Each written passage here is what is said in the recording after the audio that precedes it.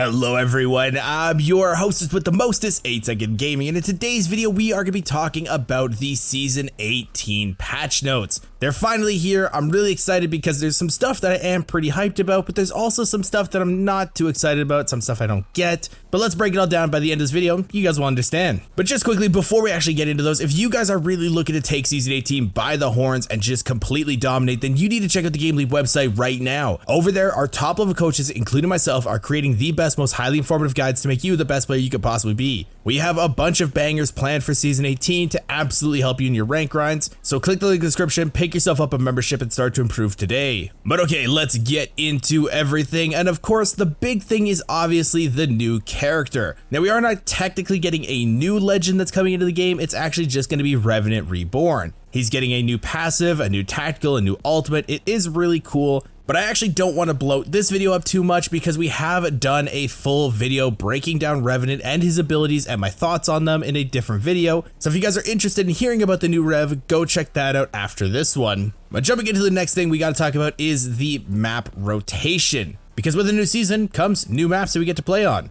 And for pubs, it actually looks pretty fantastic because the three maps that we're going to be getting to play are Broken Moon, Kings Canyon, and Olympus. Kings Canyon and Olympus, very big popular pub maps for people. Everybody loves them for those types of games. I know some people aren't the biggest fan of Broken Moon, but honestly guys, once you really start to understand the flow of it and start to utilize the zip rails to their fullest potential, you can get some pretty interesting games on Broken Moon, and I actually really like it. So all three of these are W in my book, and I'm very happy for this. Going forward though, we've got the ring update. Respawn was not too happy with the way that Ranked was playing out this season, with a lot of people being able to stay in ring for way too long and having way too many periods of downtime. So they are changing the ring to be a little bit different. First off, the ring size changes. Ring 1 has increased 10% in radius per map, resulting in 20% larger Ring 1 surface area. What that means is Ring 1 is just going to be a little bit more inclusive for the map, so some people that are on the opposite side that have to run a ways aren't as screwed as they used to be. Before, if, say you landed in Thermal Station on World's Edge, and the ring pulled all the way to Climatizer, you'd have to start running very quickly or risk being absolutely destroyed by the ring. And with some of the new changes that are coming in, if they didn't put this in, you would just be even more screwed. So I do really like this, but now let's move into the next change, which is the ring damage changes. Ring 2 damage has increased from 3 damage per tick to 4 damage per tick, and Ring 4 damage has been reduced from 20 per tick to 15 per tick. This is just going to mean that you cannot play in the ring as comfortably as you used to. Ring 2 used to not be super scary, it was a little bit annoying, you chugged through meds if you were really far in the ring, but it wasn't anything that you couldn't deal with. Now it's going to ramp up a lot faster, you're going to have to use a lot more meds, and it is going to be a little bit scarier. The Ring 4 damage reduction is going to help with some late game rotations, but it's not going to be anything too major. But that's not all, because they have changed the timing. Now there's a lot of little details about this that I could read out, but it's just going to make the video way too boring, so I'm just going to TLDR it. Essentially what they're doing with the ring changes is make it so that in the mid game there's less standing around. People that were playing for zone or the people that were just ratting to masters were spending way too much time standing doing nothing, and Respawn didn't like that. So with this, they're trying to combat it by making the rings change a little bit faster so that people have to actually move in the mid game, causing less downtime. The matches are still going to be pretty long. The smaller maps are going to be 19 minutes to completion, and the large maps are going to be 20 minutes to completion. Before, the small ones were 21.5 and the big ones were 22.5. So in total, everything is being cut by 2.5 minutes. It is pretty substantial in the long run, but if you were already a zone playing team, it's probably not going to affect you that much. But if you were an edge team, you're going to have to be paying a lot more attention. But speaking of ranked, that's our next topic, and that is the ranked updates.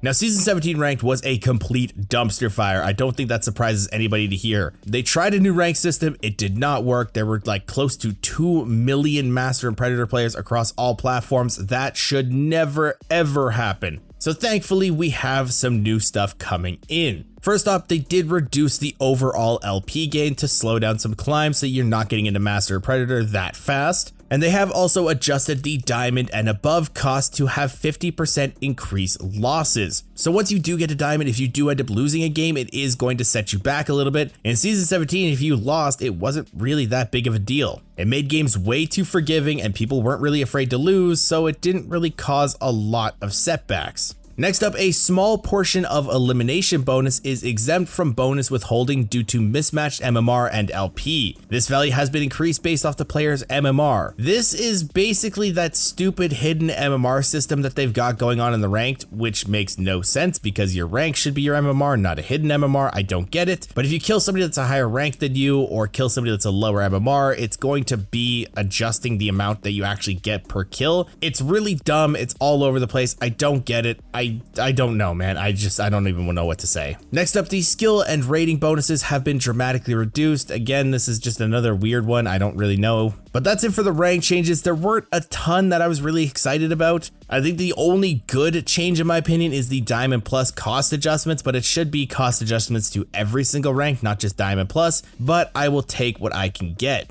But that's it for the rank changes, so now let's move into some of the balance changes that they got going on. And first up, an armor change that I was not expecting. They changed the white to blue Evo point requirement from 150 to 200. But they also did change the crafting Evo points to 200, so when you throw your armor in the crafter, you still will get blue right away. So crafting actually did get a kind of buff because you're going to be able to get to purple a lot easier with this, but I don't really understand why they did it. Maybe it was just too low in their opinion, I don't know. They didn't really add any notes on this. I didn't think white to blue was that big of an issue, but hey, it came into the game, so okay. Next up, we got the crafting rotation, and the Rampage and the R99 have left the crafter, they're back onto the floor loot. But taking the spot in the crafter is the Nemesis and the Mozambique, but the Mozambique does have hammer points. They've removed double tap trigger and hammer points, and they've added boosted loader and disruptor rounds into the rotation. In my opinion, this crafting rotation is going to be all over the place. Disruptor rounds have always been super overpowered in the game. Back in season 2, when they were first introduced and they were floor loot, the alternator was like the best gun in the game.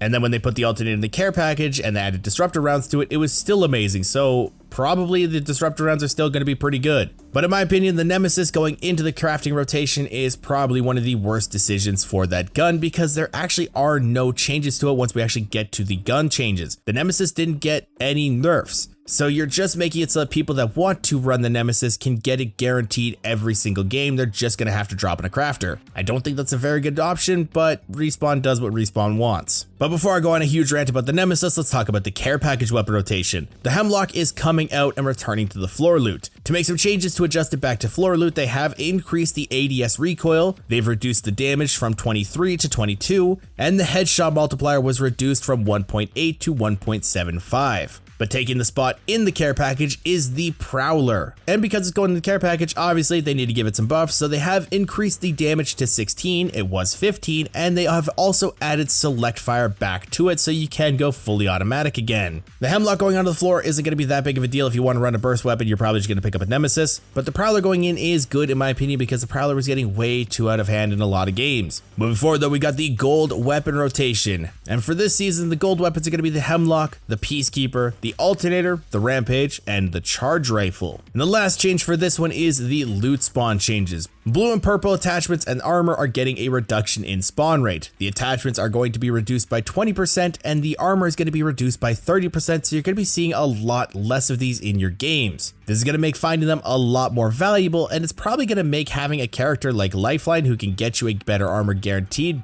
maybe even better, I don't know, because crafting's still in the game and crafting's going to be a better option, so maybe the blue and purple armor spawn rate isn't going to be that big of a deal because you can just craft it anyway. I don't really see the point of these changes once again, but they did them. But now we can move into the weapon changes, and of course the big one, the Charge Rifle. It's basically getting a full rework. It's no longer going to be hit scan, it's no longer going to have that pre-fire laser, it's going to be a projectile based weapon. Now these projectiles gain damage with distance. At 50 meters they're going to be doing 75 damage, and at 300 meters they're going to be doing 110 damage. And you can hold down the trigger to charge it, and releasing the trigger will decrease the charge, but it fires at 100% charge. They've done a whole bunch of other stuff to it. It's going to be really cool. I don't think it's going to be as strong as it used to be because the Charge Rifle was just so good. It was hit scan, you could just obliterate somebody. but I still think it's going to be a very valuable sniper rifle because of everything that it is getting added to it. It's going to be a little bit more niche. Probably the best sniper rifle in the game is going to be the Sentinel now with the charge up damage, but this is a pretty cool rework. I'm excited for it. Next up, all SMGs are getting a change. That means the R99, the Alternator, the Car, and the Volt. First up, the strafe speed has been reduced. While you are ADSing, your strafe speed used to be 0.85, it is now going to be 0.75. They have also reduced the headshot multiplier. It was 1.5, it is now 1.25. Next up, the R99 is getting some changes all on its own. The vertical recoil has been increased slightly, and they have also reduced the ammo capacity in every single mag. Base ammo was 19, it's now 17, white mag was 21, it's now 20, blue mag was 24, it's now 23, and purple and gold was 27, it's now 26. Next up, the Spitfire. The Spitfire is getting barrels added for improved stability, it's getting ADS recoil improvements, and its hipfire spread is going to be slightly improved. This is probably the biggest I don't know what they were thinking. The Spitfire used to be one of the most dominant and oppressive guns in the game because of how strong it was with its stability. The reason that they took the barrel stabilizer off in the first place was because how easy it was to use. And now I guess they just forgot all that stuff and they're like, yeah, you can have it back. I don't really get it. I don't understand what's going on, but you know, get ready for a Spitfire meta. And lastly, for the balance changes, we have the Mastiff. All they did was tighten the blast pattern, so it's going to be a little bit more consistent in those up close fights. It's a good buff, I like it. Now there are some changes coming to the hop-ups. First up, they're adding the boosted loader back in and also disruptor rounds, and they're taking the double tap out. Nothing too extreme, disruptor rounds have the chance to be super scary once again, but it seems like they have adjusted for it, so we'll have to see what it looks like in game. Now there were also some changes to grenades. First up, frag grenades, their outer radius has increased to 350 units, it was 320, and their inner radius has increased to 125 units, it was 96. It's just going to make your frag grenades easier to hit. And the thermite, they have adjusted the fire VFX to better match the damage area. Essentially what it means is sometimes it looks like there's not a thermite there and then you start to get burned, or it looks like you should be burned and you're not getting burned. It's just going to fix that. But that was all the weapon changes, so now let's move into the legend changes. Now along with all of the Revenant Reborn stuff, he has also switched his class. He was an assault legend, he's now going to be a skirmisher legend. But that's all for him, so let's move into the ultimate cooldowns. Bangalore's Rolling Thunder is getting a massive increase to its cooldown timer. It is getting plus 60 seconds, going to a total of 240 seconds for it to actually fully charge. That is substantial. If you're a Bangalore player, you might want to start carrying ultimate accelerants. Catalyst Darkveil is also getting increased to the timer by 30 seconds, making it 150 seconds. Gibraltar's Defensive Bombardment is actually getting a reduction to the time, bringing it down to 180 seconds. Horizon's Black Hole is getting an increase by 30 seconds, bringing it to 210 seconds. And Loba's Black Market Boutique is also getting an increase in time, bringing it to 150 seconds. But ultimate accelerants grant 25% all charge, up from 20%. But if you thought we were done there, oh, just you wait. Mad Maggie's Wrecking Ball is also getting an additional 30 seconds, bringing it up to a total of 120 seconds. Pathfinder's Zipline is getting an increase by 60 seconds, bringing it to 180 seconds. Because Pathfinder hasn't been hit by enough nerfs by Respawn, and they're just doing this, I guess. And Wraith's Dimensional Rift is getting a reduction by 30 seconds, bringing it down to 180 seconds. That is a lot of changes to ultimates. People are actually going to have to start paying attention to ultimate accelerants, and